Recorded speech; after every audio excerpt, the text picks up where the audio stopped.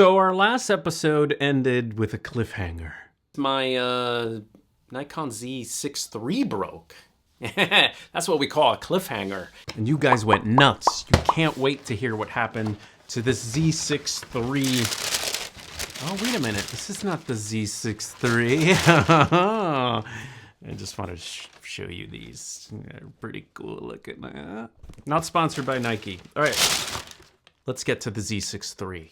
Now, first of all, this is the third time I've had to repair a Nikon Z camera. The first time was the recall with the Z8's little lugs, which were flying off or something. And the second time was the Z8 as well, because the shutter, here it is right here. This little shutter protector dude during an event got stuck in the middle. And the reason I mentioned that is because we're gonna talk a little bit about Nikon's warranty. I always assume that anything that happens to your camera will be covered by warranty. I feel like that is something you kind of rely on, but interestingly enough, what happened to the Z6 III was not covered.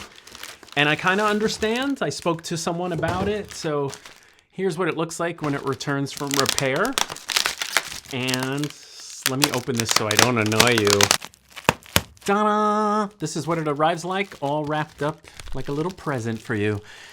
So, to cut to the chase, here's what happened. I put a lens on the Nikon Z6 III, and I got a no-lens sort of detected, you know, like when you have the little f-stop and there's two little lines. It wasn't recognizing any lenses. So then I looked at the pins where the lens sort of attaches, and I noticed that two of them were not looking so healthy. And so I don't know when this kind of happened. It was just when I tried to put a lens on in the office here. It could have happened beforehand, I'm not sure. But I put in for repair and I was given a quote of 300, hold on.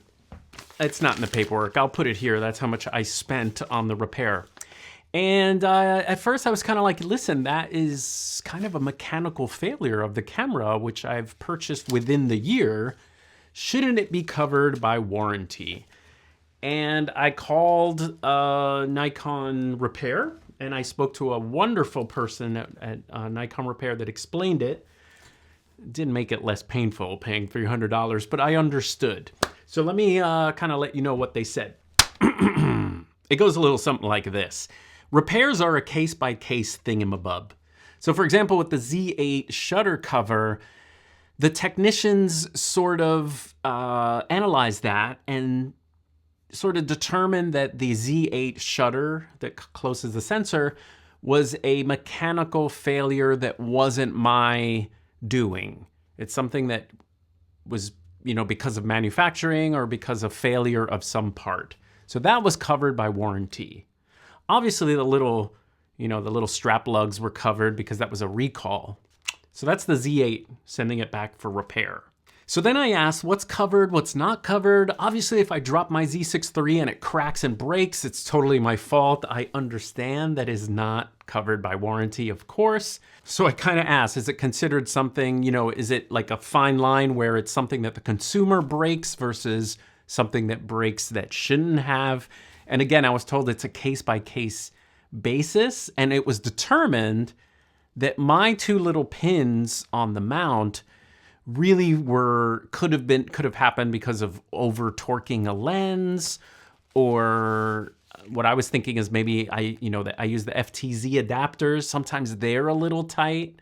We talked about using other adapters. Remember the Megadap and all that stuff? They don't fit so great. So it could be because of that. But basically it was determined that it wasn't normal mechanical failure. It was definitely, and here's the fine print, it's under the category of accidental misuse. When you accidentally misuse something, so I guess that puts the fault on my end, the pins breaking. I sort of see where they're coming from, and again, it's my business. It's part of the, you know, it comes with the whole beast of, you know, being rough with equipment, so I totally understand it.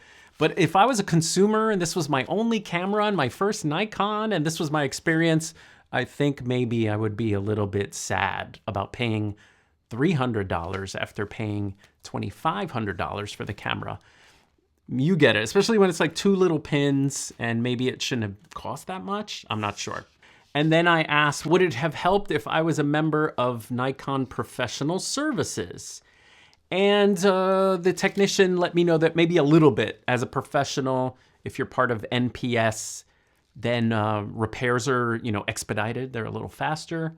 And also if I needed a loaner, like if I actually needed another Z6 III, that I could have gotten one, borrowed while this was getting repaired. So that's something to look into if you're a Nikon Pro, is maybe sign up for NPS. I haven't done it, but I'm thinking about it now after this. You also get a discount on repairs, which is nice. And if you go to the shows, there's always NPS, free cleanings and things like that. I guess we'll end this video with some nice samples of the Z6 III photo and video, because it really is a great camera. I do need to make a follow-up with it. It's the middle stepchild, this poor little camera. It's so powerful. It could be my only camera. But the Z8 always takes, it's like kind of the firstborn, the Z8. And the ZF is like that interesting, ridiculous kid that makes you laugh and you just like, and then this one's like, does the job, does their homework, gets straight A's, and is ignored.